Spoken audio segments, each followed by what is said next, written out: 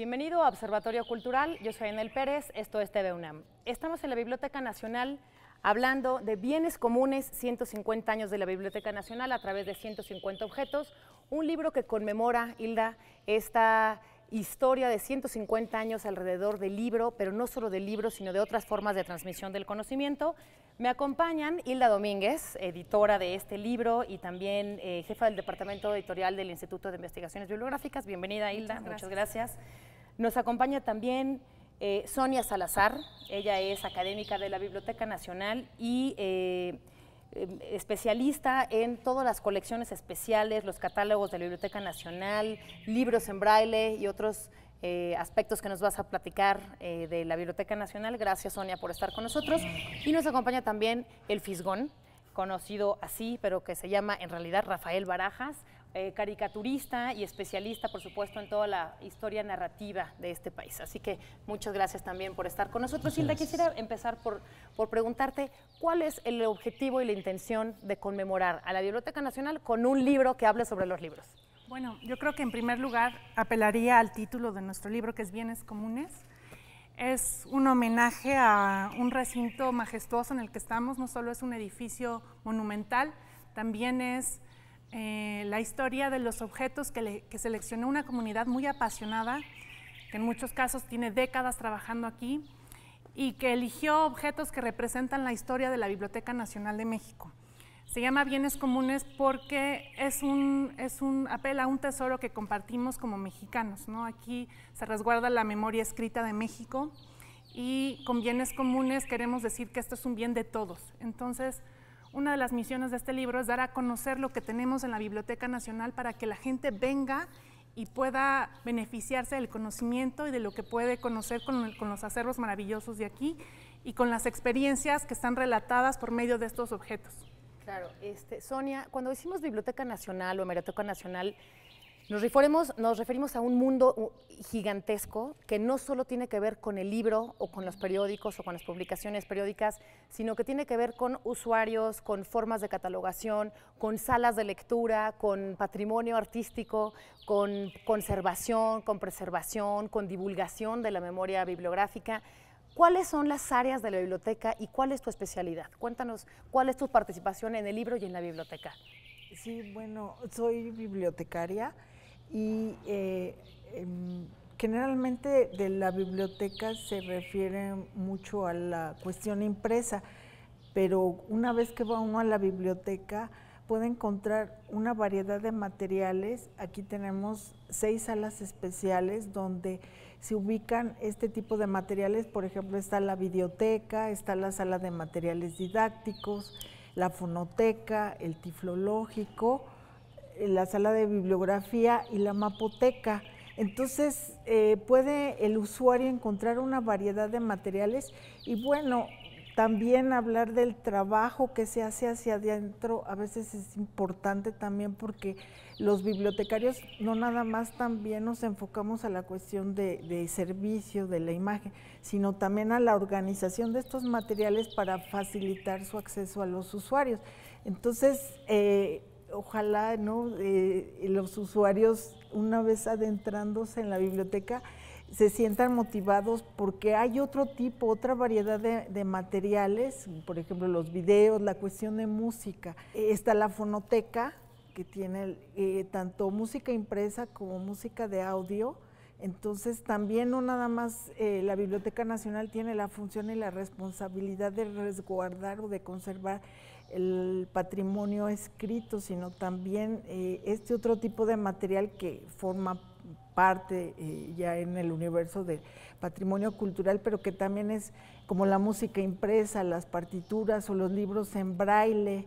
Entonces podemos encontrar un mismo título en diferentes formatos también y entonces puede resultar muy atractivo para los usuarios. Todo lo que está alrededor de la cultura escrita y del libro y de las formas de documentación, ¿no? Como las partituras que dices. ¿Te puedo decir Fisgón o quieres que te diga Rafael? Una de las cosas uno de los objetos, para decirlo en términos de la editora, que más me llamaron la atención fueron los contenidos de los libros para niños, libros y publicaciones para niños y jóvenes. me parece que es importante de pronto hablar de esta literatura que es la literatura primaria, y me refiero no a la parte educativa, sino a la primera actividad literaria o a la verdadera formadora de lectores desde la infancia, Fisgón. Entonces, me llama la atención que hay toda una ficha, una sobre publicaciones femeninas, que firma Ana María Romero, que también firma la de publicaciones para niños, y está ahí la Biblioteca del Niño Mexicano. Y otra ficha más sobre la peor señora del mundo, que es un siglo y medio después o un siglo después, una de las publicaciones para niños más exitosas que tiene México para promover en las bibliotecas internacionales dedicadas a la literatura infantil y juvenil, pero también premiada por muchísimas ferias internacionales de libro. ¿Qué es para ti, que participaste como ilustrador de este libro, al lado de Hinojosa, qué es para ti que haya una ficha de este objeto que es la peor señora del mundo? Bueno, para mí obviamente me siento honradísimo que esté incluida la peor señora del mundo, y debo confesar que tuve que hacer un ejercicio mental importante para entender por qué estaba incluido en este libro. ¿Por qué? Y te voy a decir lo que yo creo. Primero, este libro es un gran libro. Es decir, el libro de bienes comunes es un libro extraordinario. Creo que México es un país con una tradición cultural muy importante, y una de nuestras tradiciones culturales más penosas es la tradición que tenemos de descuidar nuestro patrimonio cultural.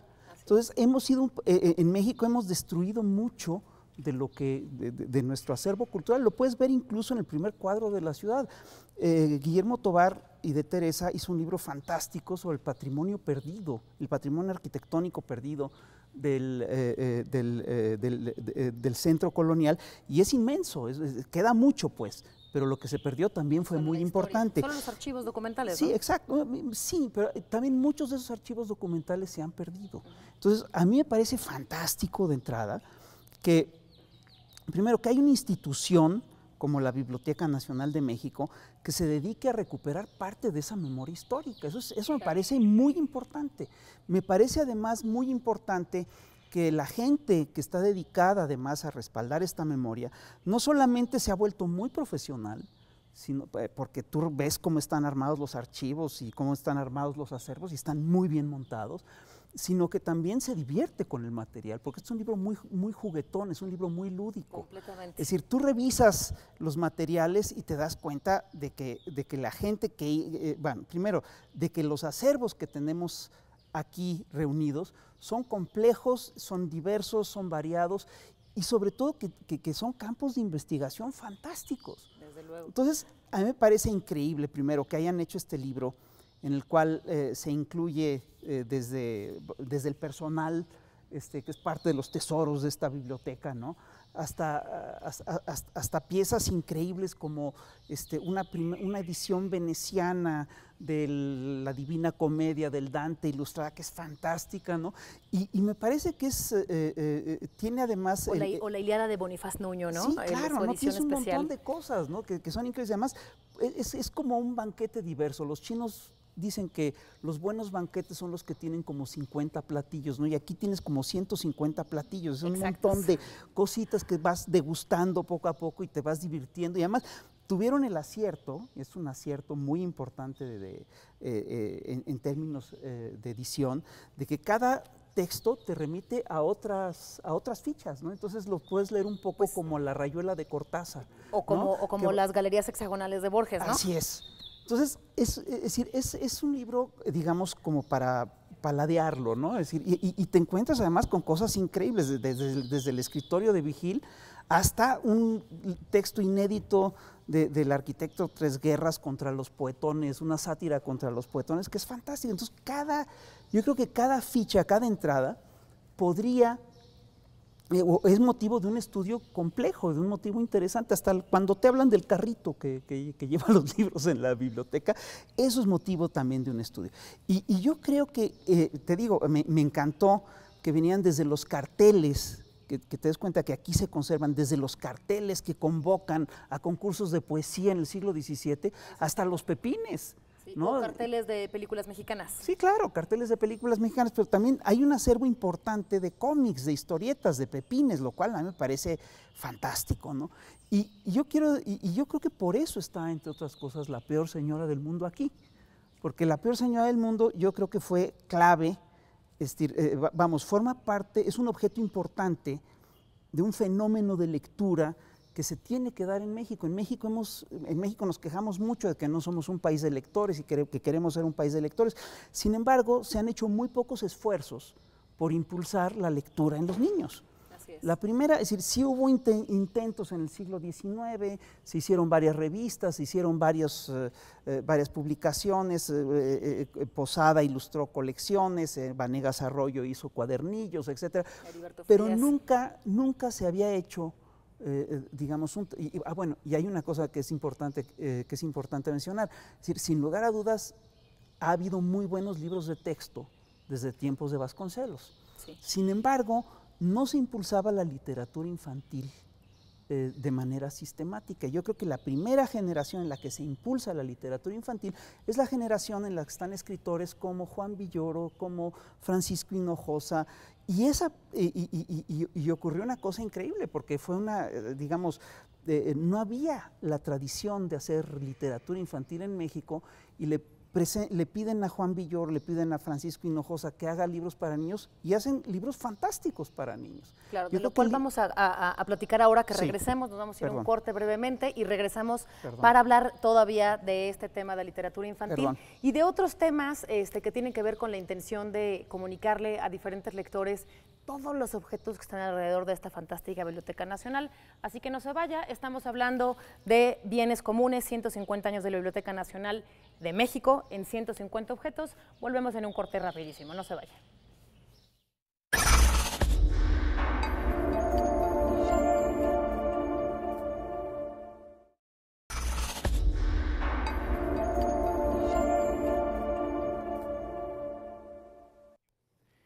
Estamos de vuelta en la Biblioteca Nacional hablando de bienes comunes, 150 años de esta Biblioteca Nacional de México a través de 150 objetos. Y estábamos hablando, Fisgón, sobre la importancia de la literatura infantil, de las publicaciones para libros para niños y jóvenes en este país, donde recientemente, en las últimas, no sé, 2 o 3 décadas, ya hay editoriales y ediciones específicamente para el fomento de la lectura entre los más pequeños, incluso ediciones para bebés, ¿no? Claro. Para prelectores. Yo estoy convencido de que si queremos que la gente en México lea, hay que aficionar a los niños a la lectura, hay que hacer que a los niños les guste la lectura. Y una de las pocas maneras de lograr que eso suceda es hacerles cuentos, hacerles historias que les gusten. Y yo creo que La Peor Señora del Mundo es eso, es un gran cuento. Cuéntanos, ¿por qué es importante esta señora monstruosa que dibujas horrible y espantosa? Bueno, en realidad no la dibujo tan horrible, es peor de lo que realmente es. Es la peor señora. En realidad esa señora es una mezcla de 2 arquetipos clásicos de la literatura infantil, que son el ogro y la madrastra. Claro. Es un ogro y una madrastra condensados en una sola señora, ¿no? Y yo creo que es un cuento fantástico de Pancho Hinojosa, y creo además que es un cuento que sí ha hecho leer a mucha gente. Al igual que otros libros de Juan, como los cuentos del profesor Zipper, el té de tornillo, etcétera, o las golosinas secretas, ¿no? Yo creo que tuvimos los editores tuvieron el acierto de encargarles a ellos estos cuentos, y ellos, de encargarles textos, y ellos hicieron cuentos fantásticos. Y yo sí creo que eso va a ayudar a que se lea más en México, y por eso me parece un acierto que lo hayan incluido en bienes comunes. Junto con la Biblioteca del Niño Mexicano, que insistía yo, claro, y hablar de Vanegas Arroyo, de Posada. ¿Por qué incluyeron y qué otros fondos encontramos mostrados en este libro? Bueno, los bienes comunes, los objetos, no solamente son materiales bibliográficos o hemerográficos, ¿no? Son, yo creo que una parte de lo que seleccionó la comunidad que trabaja aquí.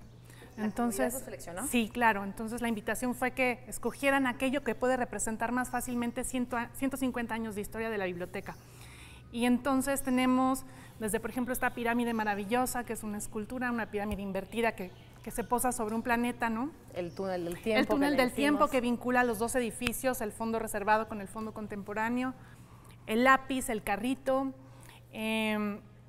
materiales de trabajo cotidianos con los que la gente que está aquí está catalogando libros, por ejemplo, normas, encabezamientos por materia. Son pequeños ejemplos de lo que la gente que está trabajando aquí conoce y que le ayuda a crear el día a día de esta biblioteca. Entonces, hay tesoros como la Biblioteca del Niño Mexicano que están resguardados en una caja fuerte literal, ¿no? Ahí está, en la Sala Mexicana, que es otro de nuestros objetos, están todos los tesoros manuscritos que podemos enseñar a los visitantes cuando vienen. Es un monumento arquitectónico también, los libreros, los estantes son una belleza. Entonces, los objetos que la comunidad eligió permiten ver la biblioteca desde muchas aristas, ¿no? Y así como tenemos pequeños ejemplos de lo que es la literatura infantil en México, tenemos también el sitio web actual que acabamos de renovar, tenemos los cableados que utiliza la gente de cómputo, ¿no? Que está armando por detrás los sistemas Aleph, por ejemplo, que es el que mueve el cerebro, que mueve todo el catálogo de la biblioteca.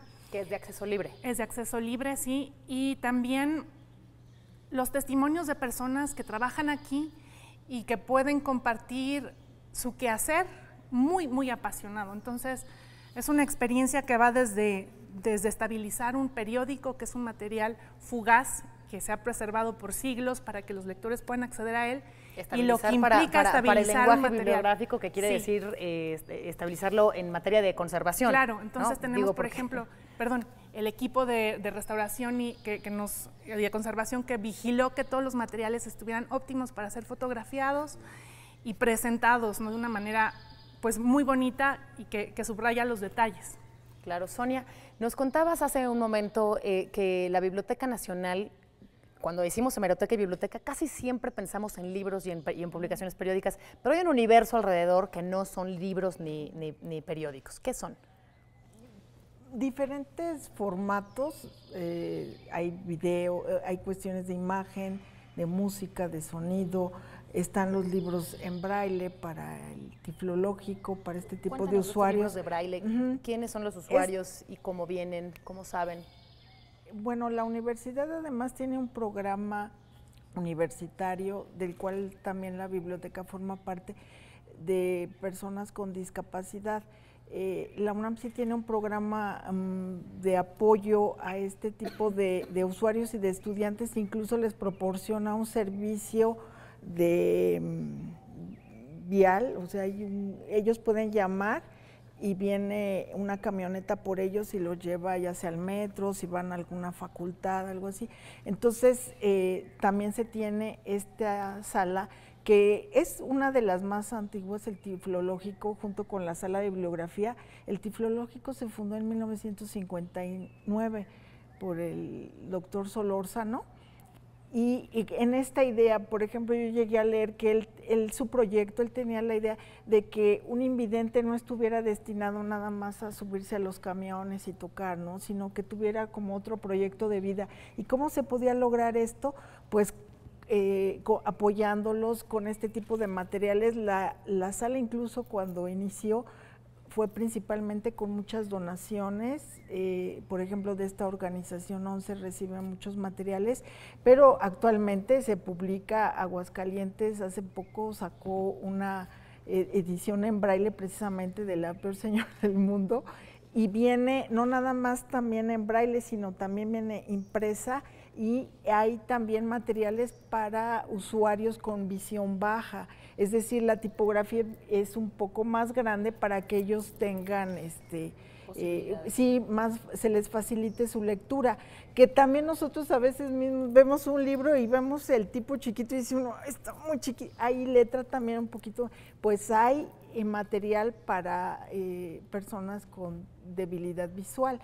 Entonces, adentrarse, ahorita que hablaban del libro, creo que es muy grande la biblioteca y la hemeroteca, creo que esto también sirvió para varios, como se hizo la convocatoria, creo que varios fueron a sus colegios y como que decían, ¿qué puedo? Fue que surgieron todos estos materiales, todas las áreas, ¿no? Incluso, comentaba yo hace un momento, las que no son muy visibles al público, ¿no? Todo el trabajo de organización, de catalogación, de conservación, ahorita que lo mencionaba, conservación también tiene una carga muy pesada porque además de asesorar las cuestiones de manejo de materiales para exposiciones, para difundir, para editar, también nos apoya y nos asesora a todos en la biblioteca, los que estamos muy cerca de las colecciones, en su manejo, en el resguardo, en los depósitos, qué tipo de guardas tenemos que utilizar, además no nada más de catalogarlo, tenemos que ir planeando y viendo cómo lo vamos a guardar y cuando cambia el formato, los libros que vienen en un tamaño ya grande o como este que tienen aquí de una Constitución mini, ¿no?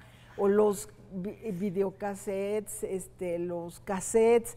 Hay formatos que tenemos en la biblioteca que ya no se manejan. Pero que son la historia de la transmisión del conocimiento, ¿no, Hilda? Y que quisieron totalmente incluir aquí. Totalmente, y además lo que decía el Fisgón hace rato es muy cierto que podemos ir dando saltos. Entonces, cada objeto se vuelve múltiples, ¿no? Porque por cada uno puedes ir a 2 y cada uno viene de 2 más. Entonces la historia se va construyendo con las lecturas y cómo va armando el lector, cómo va accediendo al conocimiento que le estamos ofreciendo. Y en ese sentido es un libro muy lúdico. Yo quiero resaltar también tanto el diseño como la fotografía, el diseño de Juan Carlos Mena y la fotografía de Armando Canto, que fue toda una experiencia también desde la edición, porque es muy complejo mover estos materiales. Estamos hablando en algunos casos de incunables, por ejemplo, que no se pueden fotografiar tan fácilmente o iluminar. Y en ese sentido fue muy complejo llegar a los acervos y con ese material poder construir el libro. Claro. Estamos a punto de llegar al final de la conversación. Yo quisiera que pensaran en sus contenidos favoritos y quisieran una referencia y una invitación a los lectores posibles de este libro. Bueno, empezamos contigo. Sí, claro. No se vale decir la peor señora del mundo. Otro. No, por supuesto. No, mira, a mí de entrada me gusta mucho el acervo, es decir, el acervo de historietas.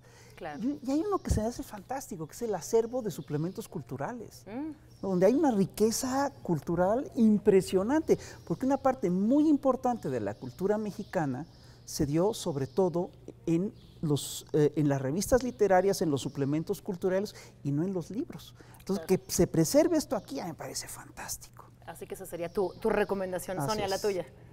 Bueno, pues ojalá con este tipo de programas haya una mayor difusión porque la gente creo que necesita saber que hay una Biblioteca Nacional y también que invite a que se creen más bibliotecas públicas. El que no se lea creo que no es justificación también para que no haya más bibliotecas para todos los ciudadanos y bueno, que nuestra función es conservar y preservar la memoria cultural del país, ¿no? Muy bien, Sonia. Hilda. Pues para mí es como una pedrada hacia otros editores para que contribuyan con el depósito legal, porque esta biblioteca se nutra del depósito legal, de lo que los editores publicamos en México y hace falta muchísimo, entonces pues es una invitación a que sigan nutriendo sus acervos que ya están bien saturados, pero que queremos que sigan creciendo. Claro, y bueno, para mí sería enmarcar que este tipo de libros son, como lo dice en su introducción el doctor Pablo Mora, una invitación a pensar que la librería y cada libro es parte de una biblioteca infinita que se reconstruye, se deconstruye y se construye todo el tiempo infinitamente, ¿no? Entonces, bueno, pensar en Borges y pensar en este libro y pensar en esta biblioteca fantástica, no me queda más que agradecerle su presencia en este programa, invitar al público, desde luego, a que venga a la Biblioteca Nacional, a que la conozca, pero también a que lea Bienes Comunes, 150 años de la Biblioteca Nacional de México a través de 150 objetos. Esto fue Observatorio Cultural, nos despedimos, muchas gracias desde la Biblioteca Nacional y desde la Biblioteca Nacional, hasta la próxima, muchas gracias.